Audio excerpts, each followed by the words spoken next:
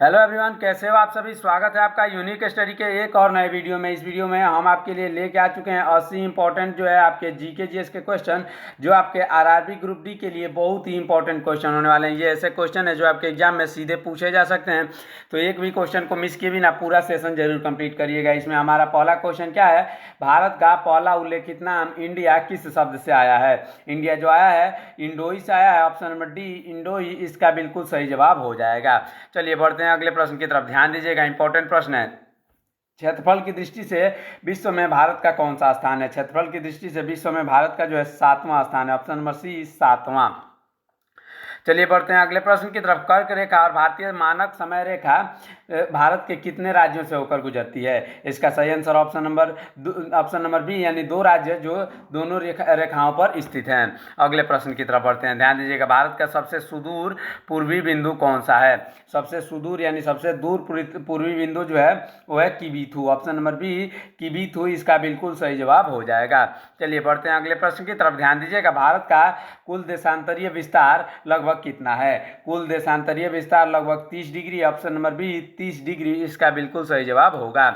हमारा अगला क्वेश्चन देखते हैं। ध्यान दीजिएगा, इंपॉर्टेंट प्रश्न है। भारत की संपूर्ण तटीय सीमा की लंबाई कितनी है। भारत की संपूर्ण तटीय सीमा की लंबाई है 7,516 kilometre. 7,516 kilometre. Option number A इसका बिल्कुल सही जवाब होगा। हमारा अगला प्रश्न देखते हैं। मध्य हिमालय को नेपाल में किस नाम से जाना जाता है। मध्य हिमालय को नेपाल में महाभारत के नाम से जाना जाता है। ऑप्शन नंबर सी महाभारत के नाम से। अगले प्रश्न की तरफ बढ़ते हैं। ध्यान दीजिएगा, इंपॉर्टेंट प्रश्न है। भारत के कितने राज्य म्यांमार के साथ अपनी सीमा साझा करते हैं। भारत के कुल 4 राज्य जो है वो म्यांमार के साथ अपनी सीमा साझा करते हैं। चलिए बढ़ते हैं अगले प्रश्न की तरफ। ध्यान दीजिएगा, भारत में किस प्रकार के कटिबंध पाए जाते हैं। भारत में उष्ण कटिबंध और शीतोष्ण कटिबंध दोनों पाए जाते हैं। ऑप्शन नंबर सी इसका बिल्कुल सही जवाब होगा। अगला प्रश्न देखते हैं। ये जो भी प्रश्न है अब भारत की नदियों और जलप्रपातों से संबंधित प्रश्न है। ऐसे ही हर टॉपिक वाइज आपके लिए क्वेश्चन लेके आए हैं, ताकि ये जो आपका पैटर्न हो आपको समझ में आ सके कि किस पैटर्न पर आपके क्वेश्चन पूछे जाएंगे। अगर वीडियो अच्छा लगे तो वीडियो को लाइक, चैनल को सब्सक्राइब करिएगा। ऐसे बहुत ही इंपॉर्टेंट क्वेश्चन सभी आने बाकी आपके एग्जाम से पहले। हमारा अगला क्वेश्चन देखते हैं। सतलुज नदी का प्राचीन नाम क्या है। सतलुज नदी का प्राचीन नाम है शत्रुदी। Option number A शत्रुदी। चलिए बढ़ते हैं अगले प्रश्न की तरफ। इंपॉर्टेंट प्रश्न है, ध्यान दीजिएगा। सिंधु नदी भारत में किस स्थान से प्रवेश करती है। सिंधु नदी जो है वो भारत में दमचोक से जो है प्रवेश करती है। ऑप्शन नंबर ए दमचोक इसका बिल्कुल सही जवाब हो जाएगा। चलिए बढ़ते हैं अगले प्रश्न की तरफ। इंपॉर्टेंट प्रश्न है, ध्यान दीजिएगा। श्रीनगर शहर किस नदी के तट पर स्थित है। श्रीनगर शहर जो है वो स्थित है किस नदी के, झेलम नदी के तट पर। ऑप्शन नंबर सी झेलम नदी के तट पर। चलिए बढ़ते हैं अगले प्रश्न की तरफ। ध्यान दीजिएगा, इंपॉर्टेंट प्रश्न है। झेलम नदी किस घाटी का निर्माण करती है। झेलम नदी जो है वो कश्मीर घाटी का निर्माण करती है। Option number C option number B Kashmir घाटी इसका बिल्कुल सही जवाब होगा। अगला प्रश्न हमारा देखते हैं। सिंधु नदी की सबसे बड़ी सहायक नदी कौन सी है। सिंधु नदी की सबसे बड़ी सहायक नदी है चिनाब नदी। ऑप्शन नंबर डी चिनाब नदी। अगला प्रश्न देखते हैं। हमारा अगला प्रश्न है, केरल की गंगा किस नदी को कहा जाता है।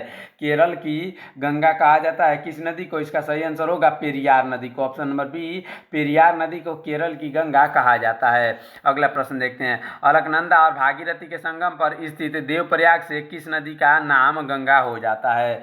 इसका सही आंसर होगा ऑप्शन नंबर सी यानी गंगा का नाम गंगा हो जाता है। अगले प्रश्न की तरफ बढ़ते हैं। ध्यान दीजिएगा, इंपॉर्टेंट प्रश्न है। गंगा नदी को बांग्लादेश में किस नाम से जाना जाता है। बांग्लादेश में गंगा नदी को पद्मा नाम से जाना जाता है। ऑप्शन नंबर सी पद्मा इसका बिल्कुल सही जवाब हो जाएगा। ये बहुत ही इंपॉर्टेंट क्वेश्चन है दोस्तों। अभी तक अगर चैनल को सब्सक्राइब नहीं किया है तो चैनल को जरूर सब्सक्राइब करिएगा ऐसे इंपॉर्टेंट क्वेश्चन के लिए। आपका सवेरे 8 बजे जो है हर रोज करेंट अफेयर्स का सेशन आ रहा है, उसको भी जरूर देखिएगा। अगला प्रश्न देखते हैं। इनमें से कौन सी नदी अरब सागर में नहीं गिरती है। अरब सागर में जो महानदी है वो नहीं गिरती। Option number D Mahanadi. अगले प्रश्न की तरफ बढ़ते हैं। ध्यान दीजिएगा, पश्चिम की ओर बहने वाली भारत की सबसे लंबी नदी कौन सी है। पश्चिम की ओर बहने वाली भारत की सबसे लंबी नदी नर्मदा है। ऑप्शन नंबर बी नर्मदा इसका बिल्कुल सही जवाब होगा। अगला प्रश्न देखते हैं। कर्क रेखा को 2 बार काटने वाली नदी कौन सी है। कर्क रेखा को 2 बार कौन सी नदी काटती है। इसका सही आंसर होगा माही। ऑप्शन नंबर डी माही इसका बिल्कुल सही जवाब हो जाएगा। चलिए बढ़ते हैं अगले प्रश्न की तरफ। हिमाचल प्रदेश में किस नदी को चंद्रभागा के नाम से जाना जाता है? इसका सही आंसर होगा चिनाब नदी को। ऑप्शन नंबर बी, चिनाब नदी को हिमाचल प्रदेश में चंद्रभागा के नाम से जाना जाता है। चलिए बढ़ते हैं अगले प्रश्न की तरफ। ध्यान दीजिएगा, हमारा अगला प्रश्न है, विश्व का सबसे बड़ा द्वीप माजुली किस नदी पर और किस राज्य में स्थित है? माजुली जो स्थित है ब्रह्मपुत्र नदी पर असम में स्थित है। ऑप्शन नंबर बी, ब्रह्मपुत्र नदी पर असम में इसका बिल्कुल सही जवाब हो जाएगा। चलिए बढ़ते हैं अगले प्रश्न की तरफ। उससे पहले अभी तक चैनल को सब्सक्राइब नहीं किया है तो चैनल को जरूर सब्सक्राइब करिएगा। ऐसे इंपॉर्टेंट क्वेश्चन तथा सटीक एनालिसिस के लिए आपके हर शिफ्ट का सटीक एनालिसिस आने वाला है। साथ ही साथ सवेरे 8 बजे आपका करंट अफेयर्स का सेशन आ रहा है, उसको जरूर कंप्लीट करिएगा। अगले प्रश्न की तरफ बढ़ते हैं। चित्रकूट जलप्रपात किस नदी पर स्थित है? चित्रकूट जलप्रपात जो है वो इंद्रावती नदी पर है। ऑप्शन नंबर सी, इंद्रावती नदी इसका बिल्कुल सही जवाब होगा। अगले प्रश्न की तरफ बढ़ते हैं। कुंचिकल जलप्रपात किस नदी पर बना है? कुंचिकल जलप्रपात जो बना है वराही नदी पर बना है। ऑप्शन नंबर बी, वराही नदी इसका बिल्कुल सही जवाब होगा। अगला प्रश्न हमारा है, ये भारत की भू आकृति और पर्वत और दर्रों से संबंधित क्वेश्चन है। ध्यान दीजिएगा, ऐसे क्वेश्चन बहुत ही इंपॉर्टेंट क्वेश्चन है, वीडियो में अंत तक जरूर बने रहिएगा। अगला क्वेश्चन है, पटकई भूम हिल्स भारत के किस राज्य में स्थित है? पटकई भूम हिल्स जो है अरुणाचल प्रदेश में। Option number A, Arunachal Pradesh में। अगला प्रश्न हमारा है, देखो गारो, खासी और जनजातीय पहाड़ियाँ किस राज्य में स्थित हैं? गारो, खासी और जनजातीय पहाड़ियाँ जो है वो स्थित है मेघालय में। ऑप्शन नंबर सी, मेघालय इसका बिल्कुल सही जवाब होगा। अगले प्रश्न की तरफ बढ़ते हैं। ध्यान दीजिएगा, भारत के किस राज्य में लोकगीत लोकटक झील पाई जाती है, जहाँ तैरते हुए द्वीप फुमदी भी हैं? इसका सही आंसर होगा मणिपुर। मणिपुर में ये पाई जाती है। Option number A, Manipur. अगले प्रश्न की तरफ बढ़ते हैं। ध्यान दीजिएगा, कुमायूं हिमालय की सबसे ऊंची चोटी कौन सी है? कुमायूं हिमालय की सबसे ऊंची चोटी Nanda Devi. Option number A, Nanda Devi इसका बिल्कुल सही जवाब हो जाएगा। हमारा अगला प्रश्न देखते हैं, हिमालय का सबसे बड़ा और सबसे ऊंचा भाग कौन सा है? हिमालय का सबसे बड़ा और सबसे ऊंचा भाग जो है नेपाल हिमालय है। Option number B, Nepal Himalaya इसका बिल्कुल सही जवाब होगा। अगला प्रश्न हमारा देखते हैं, शेषनाग और वेरीनाग झीलें जहाँ से झेलम नदी का उद्गम होता है किस पर्वत श्रेणी का हिस्सा है? ये जो है नेपाल पर्वत श्रेणी, ये जो है ऑप्शन नंबर बी यानी जास्कर पर्वत श्रेणी का हिस्सा है। ऑप्शन नंबर बी इसका बिल्कुल सही जवाब होगा। अगला प्रश्न देखते हैं, इनमें से कौन सा पर्वत शिखर उत्तराखंड में स्थित नहीं है? उत्तराखंड में स्थित जो है वो अन्नपूर्णा नहीं है। अन्नपूर्णा जो है वो नेपाल में स्थित है। बाकी जितने भी ये पर्वत शिखर है ये सब कहाँ स्थित है? ये सब उत्तराखंड में स्थित हैं। अगले प्रश्न की तरफ बढ़ते हैं। ध्यान दीजिएगा, भारत की दूसरी सबसे ऊंची चोटी कौन सी है? भारत की दूसरी सबसे ऊंची चोटी कंचनजंगा है। ऑप्शन नंबर बी, कंचनजंगा इसका बिल्कुल सही जवाब हो जाएगा। अगले प्रश्न की तरफ बढ़ते हैं। इंपॉर्टेंट प्रश्न है, उससे पहले अभी तक चैनल को अगर सब्सक्राइब नहीं किया है तो चैनल को जरूर सब्सक्राइब करिएगा। ऐसे इंपॉर्टेंट क्वेश्चन के लिए, बहुत ही इंपॉर्टेंट क्वेश्चन है, एक भी क्वेश्चन मिस मत करिएगा। चलिए बढ़ते हैं अगले प्रश्न की तरफ। जम्मू को श्रीनगर से, हमारा अगला प्रश्न है, जम्मू को श्रीनगर से जोड़ने वाला दर्रा कौन सा है? जम्मू को जो श्रीनगर से जोड़ता है वो बनिहाल दर्रा है। ऑप्शन नंबर सी, बनिहाल दर्रा है। अगले प्रश्न की तरफ बढ़ते हैं। भारत की सबसे लंबी सड़क सुरंग कौन सी है? भारत की सबसे लंबी सड़क सुरंग जो है वो है श्यामा प्रसाद मुखर्जी सुरंग। Option number B, Shyama Prasad Mukherjee सुरंग जो है भारत की सबसे लंबी सुरंग जो ये है। अगले प्रश्न की तरफ बढ़ते हैं। इंपॉर्टेंट प्रश्न है, ध्यान दीजिएगा, विश्व का सबसे ऊंचा दर्रा कौन सा है? विश्व का सबसे ऊंचा दर्रा काराकोरम दर्रा है। ऑप्शन नंबर बी, काराकोरम दर्रा है। अगले प्रश्न की तरफ बढ़ते हैं। इनमें से कौन सा दर्रा हिमाचल प्रदेश में स्थित नहीं है? हिमाचल प्रदेश में बनिहाल स्थित नहीं है। Option number D, Banihal. अगले प्रश्न की तरफ बढ़ते हैं। नाथुला दर्रा भारत के किस राज्य में स्थित है? बहुत ही इंपॉर्टेंट प्रश्न है, ध्यान दीजिएगा।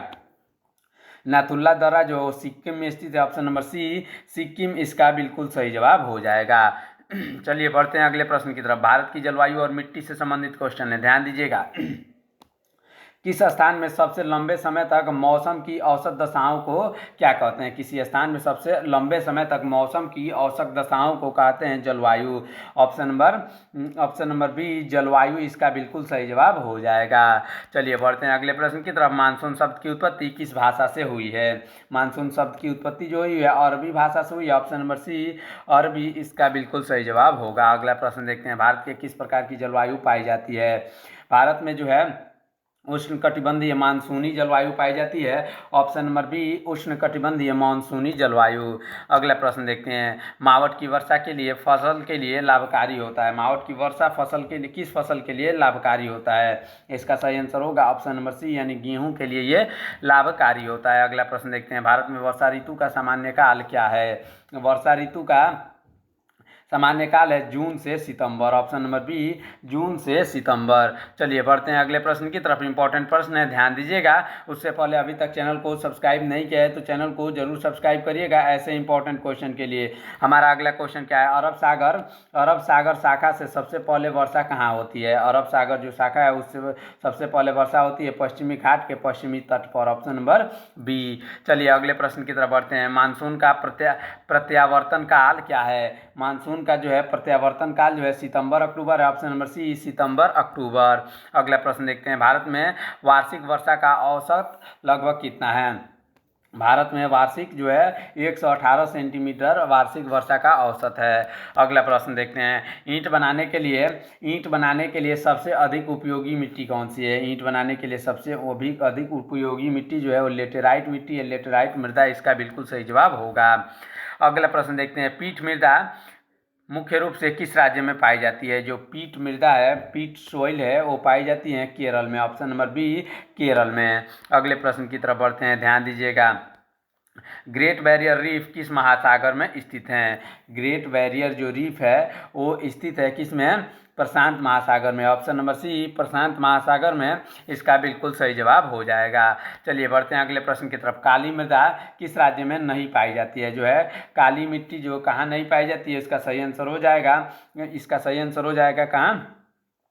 ऑप्शन नंबर डी यानी केरल में। केरल में ये नहीं पाई जाती है। अगले प्रश्न की तरफ बढ़ते हैं, चाय कॉफ़ी और मसालों की खेती के लिए कौन सी मिट्टी सबसे अधिक उपयुक्त होती है? इसका सही आंसर होगा ऑप्शन नंबर डी यानी लेटेराइट मिट्टी जो है वो चाय कॉफ़ी और मसालों की खेती के लिए सबसे उपयुक्त होती है। अगले प्रश्न की तरफ बढ़ते हैं, भारत के उद्योग खनिज और कृषि से संबंधित क्वेश्चन है, ध्यान दीजिएगा। इंपॉर्टेंट प्रश्न है, वीडियो को लास्ट तक जरूर देखिएगा। अगर अच्छा लगे तो वीडियो को एक लाइक, चैनल को सब्सक्राइब जरूर कर लीजिएगा। अगला प्रश्न है, भारत की पहली जूट मिल की स्थापना कब हुई? पहली जूट मिल की स्थापना 1855 में हुई थी। ऑप्शन नंबर ए इसका बिल्कुल सही जवाब होगा।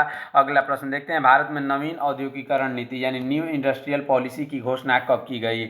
इसका सही आंसर ऑप्शन नंबर डी यानी 1991 में की गई। चलिए बढ़ते हैं अगले प्रश्न की तरफ, ध्यान दीजिएगा। इनमें से कौन सा लौह इस्पात रूस की सहायता से स्थापित किया गया है? कौन सा लौह इस्पात जो है रूस की सहायता से? भिलाई। ऑप्शन नंबर बी जो भिलाई जो है लौह इस्पात है उसे रूस की सहायता से स्थापित किया गया है। चलिए बढ़ते हैं अगले प्रश्न की तरफ, राजस्थान में चुकंदर से चीनी बनाने का कारखाना कहाँ स्थापित किया गया है?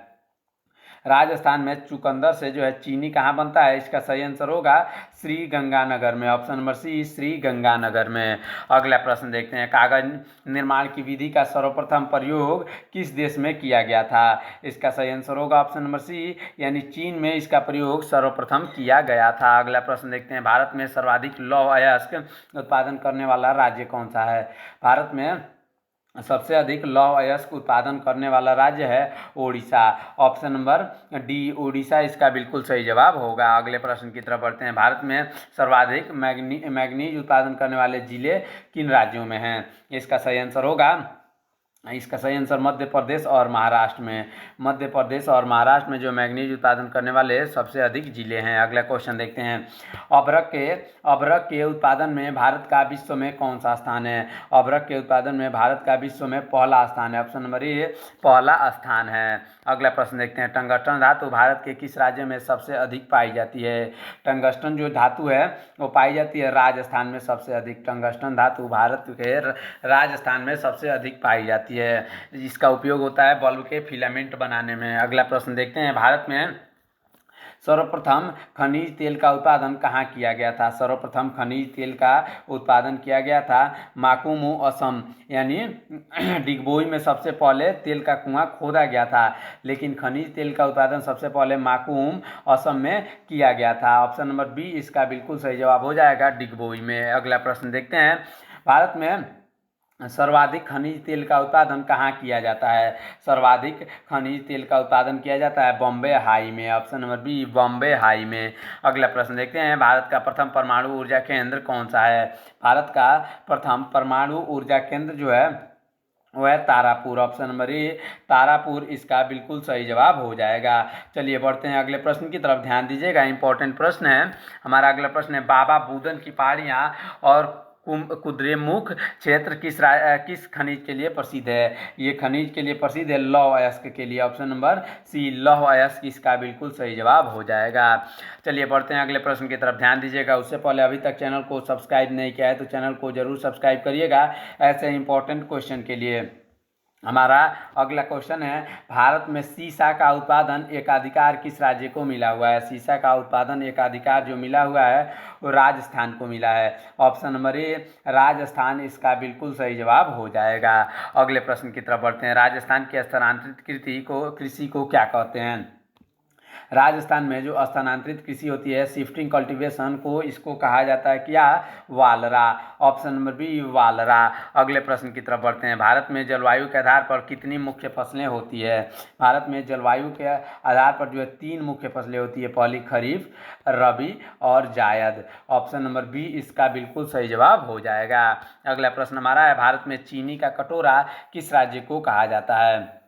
भारत में जो है चीनी का कटोरा कहा जाता है उत्तर प्रदेश को। ऑप्शन नंबर सी यानी चीनी का कटोरा उत्तर प्रदेश को भारत में कहा जाता है। तथा किस देश को चीनी का कटोरा कहा जाता है? यो कहा जाता है ब्राज़ील को। अगर देश की बात आए तो ब्राज़ील को कहा जाता है चीनी का कटोरा। अगर भारत में राज्य की बात आए तो उत्तर प्रदेश को कहा जाता है चीनी का कटोरा। अगला प्रश्न देखते हैं, ध्यान दीजिएगा, इंपॉर्टेंट प्रश्न है, सोनालिका, सुजाता, कल्याणी किस फसल की किस्में हैं? जो सोनालिका है, सुजाता और कल्याणी जो है ये गेहूं की फसलें हैं। ऑप्शन नंबर बी गेहूं की फसलें हैं। अगला प्रश्न देखते हैं, भारत में हरित क्रांति का सर्वाधिक प्रभाव किस फसल पर पड़ा था?